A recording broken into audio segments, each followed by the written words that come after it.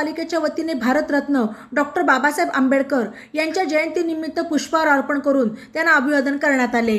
यावेळी जिल्हाधिकारी सिद्धाराम सालीमठ, महानगरपालिका आयुक्त डॉक्टर पंकज जावळे, शहर पोलीस उपअधीक्षक अमोल भारती, प्रांताधिकारी सुधीर पाटील, निवासी उपजिल्हाधिकारी डॉक्टर राजेंद्र पाटील, तहसीलदार संजय शिंदे, अशोक गायकवाड, आस्थापना विभाग प्रमुख मेहर लहारे, जालिंदर बोरुडे, उद्यान विभाग प्रमुख शशिकांत नजान आदींसह अधिकारी कर्मचारी उपस्थित होते।